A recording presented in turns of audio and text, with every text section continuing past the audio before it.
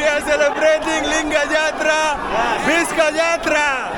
This is so crazy, man. A lot of people here, see, they have to pull this rope. We have to pull, oh, say, you.